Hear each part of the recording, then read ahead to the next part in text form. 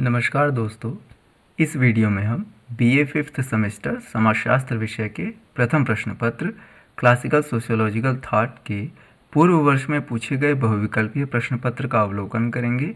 यह अवलोकन आगामी परीक्षा में शामिल होने वाले परीक्षार्थियों के लिए अति महत्वपूर्ण होगा, अतः इस वीडियो को पूरा अवश्य देखें। प्रश्न संख्या 1, किसका विचार है कि मानव समाज का उद्विकास व्यक्ति के बौद्धिक विकास के समानांतर होता है? यह हर्बर्ट स्पेंसर महोदय का कथन है। प्रश्न संख्या 2, निम्न में से कौन सा समाजशास्त्री मानवता के धर्म की अवधारणा से संबंधित हैं? अगस्त काम्टे, जो कि समाजशास्त्र के जनक हैं, वे इससे संबंधित हैं। प्रश्न संख्या 3, समाजशास्त्र सामाजिक व्यवस्था और सामाजिक प्रगति का विज्ञान है। यह परिभाषा किसके द्वारा दी गई है? यह कार्ल मैनहाइम के द्वारा परिभाषा दी गई है। प्रश्न संख्या 4, निम्नलिखित में अगस्त काम्टे किस अवधारणा से संबंधित हैं? वह विज्ञानों के संस्तरण से संबंधित हैं। प्रश्न संख्या 5, 19वीं शताब्दी के यूरोप की प्रभावी बौद्धिक शक्तियों में से कौन समाहित नहीं है? इसमें क्षेत्रवाद समाहित नहीं है। प्रश्न संख्या 6, कौन से समाजशास्त्री मानव चेतना के वैज्ञानिक विकास के माध्यम से समाज को मुक्तिदायक बनाने हेतु चिंतित रहे हैं? यह काम्टे महोदय रहे हैं। प्रश्न संख्या 7, सामाजिक विकास के धार्मिक स्तर में वर्चस्व था, तो इसमें पुरोहितों एवं सैन्य बल का वर्चस्व था। प्रश्न संख्या 8, मानव इतिहास मूलतः मानव चिंतन और समाज की प्रगति का ही इतिहास है। यह कथन किससे संबंधित है? यह कथन हर्बर्ट स्पेंसर से संबंधित है।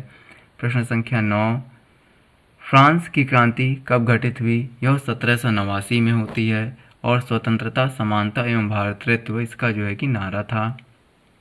प्रश्न संख्या 10, सामाजिक गतिशास्त्र संबंधित है।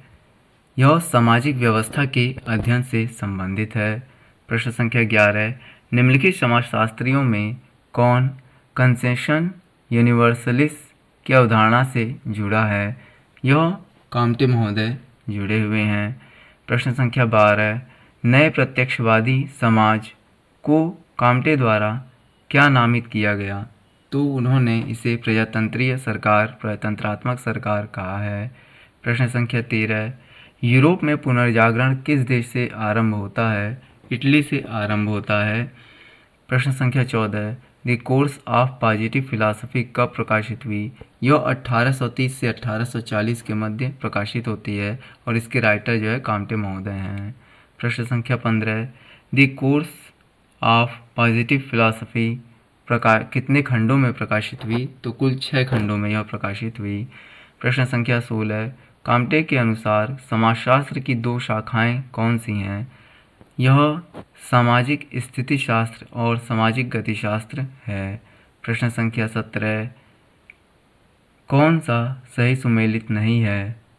यहाँ पर सी एवं डी दोनों ही सही सुमेलित नहीं हैं, क्योंकि वेबर अमेरिका के नहीं बल्कि जर्मनी के हैं और पेरेटो इटली के नहीं बल्कि फ्रांस के हैं। तो इस अनुसार आप यहाँ पर देख लीजिएगा। प्रश्न संख्या 18, कार्ल मार्क्स का जन्म कब हुआ था? यह 5 मई 1818 में हुआ था। प्रश्न संख्या 19, वेबर के अनुसार सत्ता 3 प्रकार की होती है, कौन कौन सी? तो एक कानूनी, पारंपरिक और करिश्माई, यह 3 प्रकार की सत्ता की बात मैक्स वेबर करते हैं। प्रश्न संख्या 20, दास कैपिटल किस शताब्दी के दौरान प्रकाशित हुई? यह 19वीं शताब्दी में प्रकाशित हुई, 14 सितंबर 1867 को। प्रश्न संख्या 21, मार्क्स के साथ कम्युनिस्ट घोषणा पत्र किसने लिखा? तो मार्क्स के प्रसिद्ध मित्र फ्रेडरिक एंजल्स ने उनके साथ यह ग्रंथ लिखा। प्रश्न संख्या 22, कार्ल मार्क्स का जन्म किस शहर में हुआ था? यह ट्रायर जर्मनी में हुआ था। प्रश्न संख्या 23, जिस तरीके से कोई समाज अपनी वस्तुओं और सेवाओं का उत्पादन करता है उसे कहा जाता है, उसे उत्पादन का तरीका कहा जाता है। प्रश्न संख्या 24, मार्क्स ने उत्पादन के 4 मुख्य तरीकों की पहचान की है। तो यहाँ पर आप देखेंगे आदिम साम्यवाद, इसमें उत्पादन नहीं होता था। दासता की व्यवस्था में उत्पादन होता है, कृषि दास होते हैं। सामंतवादी व्यवस्था में उत्पादन होता है, पूंजीवादी व्यवस्था में भी और समाजवादी व्यवस्था में भी। तो ये बी ऑप्शन यहाँ पर जो है सही होगा। प्रश्न संख्या 25, शासक वर्ग और श्रमिक वर्ग के बीच संघर्ष को कहा जाता है, तो कार्ल मार्क्स इसे वर्ग संघर्ष कहते हैं। प्रश्न संख्या 26, कार्ल मार्क्स द्वंद्वात्मक पद्धति से प्रेरित थे, तो उन्होंने किससे इसे ग्रहण किया? यह हीगल महोदय से ग्रहण किया उन्होंने। प्रश्न संख्या 27, निम्नलिखित में से कौन मैक्स वेबर का प्रसिद्ध कार्य माना जाता है? उनका प्रसिद्ध जो ग्रंथ है वो Protestant ethic and spirit of capitalism है, जो कि 1905 में प्रकाशित हुआ था। प्रश्न संख्या 28, किसने कहा है कि समाज का इतिहास वर्ग संघर्ष का इतिहास है?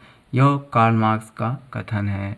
प्रश्न संख्या 30, अवधारणा सामान्यकृत अन्य किसके द्वारा प्रस्तुत की गई? यह जॉर्ज हर्बर्ट मीड के द्वारा, J.H. मीड के द्वारा प्रस्तुत की गई। प्रश्न संख्या 30, किसके लिए इतिहास अभिजात वर्ग का कब्रगाह है? विल्फ्रेड पेरेटो के लिए यह अभिजात वर्ग का कब्रगाह है। प्रश्न संख्या 31, माइंड, सेल्फ एंड सोसाइटी पुस्तक किसने लिखी? यह पुस्तक G.H. मीड के द्वारा लिखी गई है। 1 दिसंबर 1934 में यह प्रकाशित होती है। प्रश्न संख्या 32, शास्त्रीय समाजशास्त्री के रूप में किसे नहीं जाना जाता?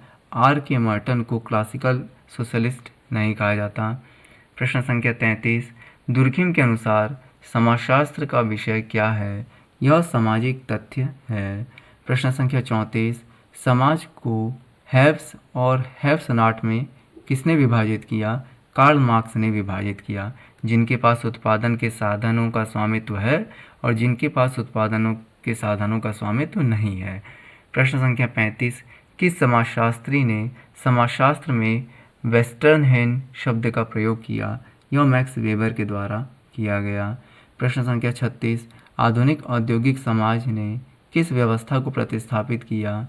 तो सामंतवादी व्यवस्था को प्रतिस्थापित करके आधुनिक औद्योगिक समाज, जिसे हम पूंजीवादी समाज कहते हैं, वो आया।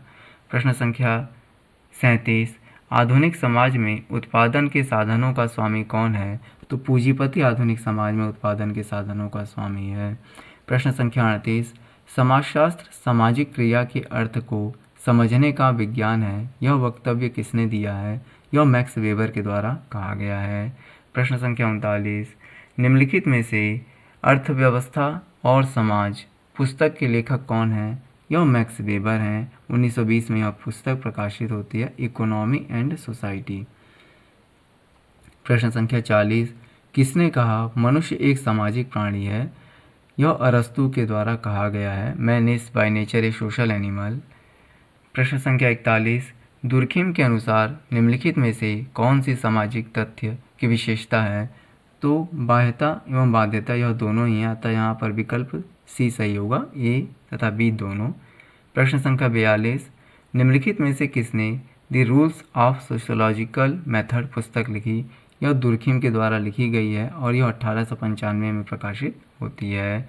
प्रश्न संख्या 43, निम्नलिखित में से किसने व्यावहारिक तथ्य की अवधारणा दी?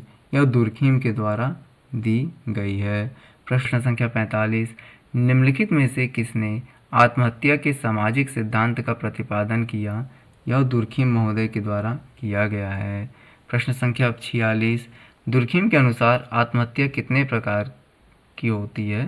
तो 4 प्रकार की आत्महत्या की वो बात करते हैं। प्रश्न संख्या 47, निम्नलिखित में से कौन गणितीय समाजशास्त्र के जनक माने जाते हैं? तो इन विकल्पों में से कोई भी गणितीय समाजशास्त्र का जनक नहीं है, बल्कि थॉमस जे फेरेरो को गणितीय समाजशास्त्र का जनक कहा जाता है।